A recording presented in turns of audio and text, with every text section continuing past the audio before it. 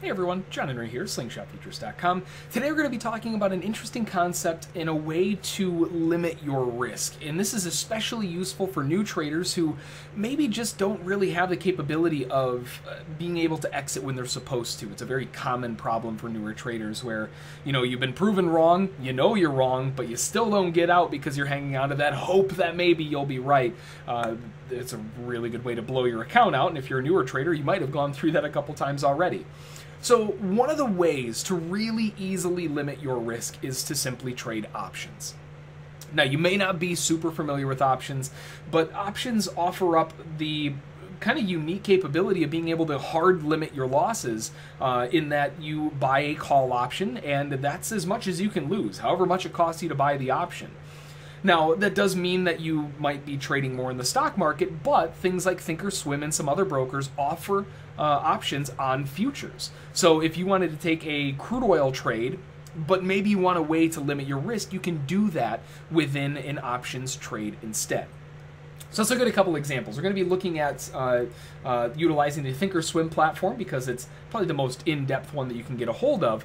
But here we have Amazon, right? And Amazon cycling above the $2,000 mark, looking really strong, and it's making a breakaway move. And maybe you want to be a buyer on Amazon. So you're looking to push the market in an upward direction. Looks good. I want to be a buyer here. How do I go about doing it? Well, with an options play, you can buy an options contract. And that is a stark difference from just going out and buying the shares of a stock. Now, I've talked quite a bit about options and the way that they're all priced out, and for you members we have the full options course in the VIP section, but it just kind of base it off the fact that you're essentially buying the underlying asset, right, in this case Amazon shares, and a contract controls 100 shares, right? So when you buy an options contract, it may look like it says, oh yeah, it's $7 to buy the options contract. That's not true. It's $7 times 100 shares, so that would cost you $700 some dollars or so. Something to keep in mind. Now, again, that's a stark difference from going out and buying 100 shares of Amazon because it's going to be significantly more expensive. Now, I'll show you what I mean here. So in the Thinkorswim platform, we'll look up AMZN, Amazon here. And with Amazon selected, we'll look at this and say, okay, well, with Amazon selected, I'm going to scroll down and I'm going to look until this blue on the left side stops and we start seeing blue on both sides, because then we know that we're at the actual price, okay? So right here at 20.27.5, this is the current at the money option. You could argue that both of these are. But the current price of Amazon, if you look up at the top, let me get rid of that. The current price of Amazon is $20.27.90. So that means that if I were to buy one of these or sell one of these, it would be basically at the money, okay? Now, if we look at this, this one's going to cost me $19.65. But wait a minute, times 100, right? So that's going to be $1,900 and, well, $19.65. But that's a stark difference to buying the shares outright, because if I were to look at Amazon, and let's say that I wanted to buy 100 shares where it is now, $20.28.50 times 100 shares, that's going to cost me $202,000. So you can see the difference, right? Instead of paying $202,000, or if you're using standard margin from a broker, maybe a 3-to-1, 4-to-1, it's still going to cost you about 50 grand.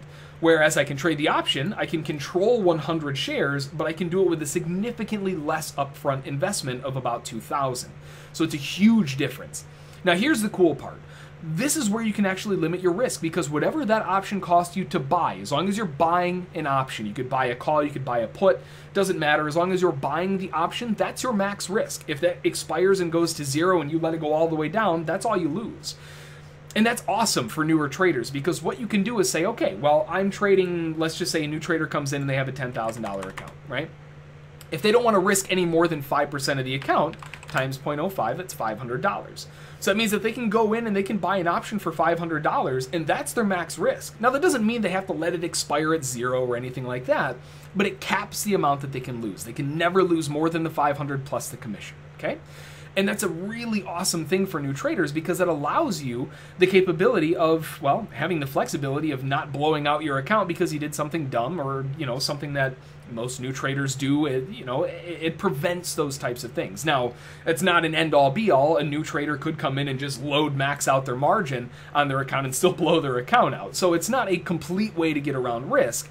As long as you're using some common sense, though, it's a really great way to limit your risk. So I can say, okay, I can risk a maximum of $500. So these options here at $1,900, that's too much. I have to find one that fits my risk.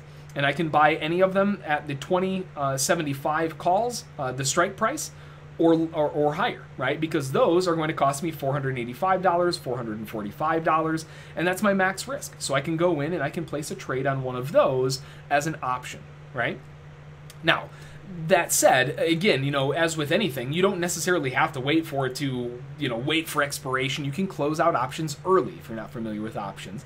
You can close them out early and just make the difference. So if I was right and Amazon goes up $1, I could probably pull out a good amount of profit on the option that I bought while still limiting my risk at a maximum amount, right? This is all that I can lose, but the nice thing about options is, especially in a volatile stock like Amazon, if you are right and it goes flying in your direction, you could make 300%, 400%, 500% ROI on how much it costs to buy the option flat out. So it's a really, really great way to limit your risk. Now we can go into this further and look at Thinkorswim and say, okay, well, maybe I like crude oil. So I can do a search for CL and I can trade crude oil options. And they're actually not really that expensive. I can go in and I can say, okay, well, the November 18s, those expire in 16 days. It's the closest one that I can trade. So I'll look in this list and I'll look down here and I can see, okay, well, crude oil, the X18, which is the current active one, has a last price of $74.85. So obviously these in the $50, $60 range aren't close enough. We need to go down here. And here I can see, okay, if I want to trade crude oil and I want to buy because I think it's going to go higher, it's only going to cost me $152. It's $1.52. So that offers you a huge flexibility in the way that you can approach and limit your risk, because now on a $10,000 account, you could get, 3 or 4 of those options and still fit within your risk bracket, but never lose more than that. And that's a huge, huge improvement over what a lot of new traders do. Go in full bore, throw up all the margin up front, risk their entire account, and then blow it out a week later because they're just trading with too much risk. It's a great way to limit your risk while still opening the door for potential profitability. Because if you're right, it can go up 200%, 300%, 400% based on how much you put on. So you can still operate with a 1-to-1 risk reward. If I buy it for $151, I can sell it for, about $300 or so, and that would be a 1-to-1. You get the idea. And that's really not that hard to do when you look at the overall movement that we have on here on crude. Crude oil, it would have to move quite a bit to get a full 1-to-1, given how crude moves and the options price out. But you have to remember, you still have 16 days. So if it doesn't get there straight away, the extrinsic value and the depreciation of this option contract is only set with a theta of about 5 cents. So that means that if I'm wrong and it doesn't quite go there immediately and I have to hold on for a little while, I'm only going to lose about 5 cents off the top of the option every day just by simply holding on to it and giving it a little bit more time. But my risk is always capped. It's a really great benefit, and something that I think a lot of traders might benefit from looking into is simply just utilizing options as an extra type of trading instrument. If something maybe is a little bit too risky, costs a little bit too much, Amazon's a great example of that. Not many people want to go out and dump 200 grand into a stock because now your entire portfolio is absorbed into one thing. That's no fun either. So utilizing options is a great way to not only open up some doors to trades that you might not normally be able to take, but also limit your risk and limit your downside so that you don't stand the chance of blowing out your account by doing something, all of the mistakes that new traders do. So hopefully you found that interesting. Hopefully it's something that maybe you can consider, maybe take a look at and add to your tool belt. And, hopefully you just find it interesting in general. I will be a little bit forward on this one, though, because options are pretty extensive when you first get into them. Options can be overwhelmingly just like, whoa, what am I looking at? What am I doing? I promise you, it is not that hard once you start to get familiar with how they move, how they operate, and all of that. Just like anything else, spend a little bit of time with it, get familiar with it, trade it on a sim account so you're not risking real money up front, and get used to it. And then, maybe that might be something you want to add to your tool belt later on. I hope you found this video interesting, useful, and something you can add to your tool belt. As always, underneath the video, give us a thumbs up, show us that you like the video. Of course, along with that, subscribe so you don't miss any of the videos, and click the notification bell icon so you're notified every time those videos comes out, that way you don't miss anything important. Aside from that, I hope you had a fantastic trading day today. I hope you have a great trading day tomorrow. Enjoy the rest of the day, and we'll see you all in the next one. Thanks.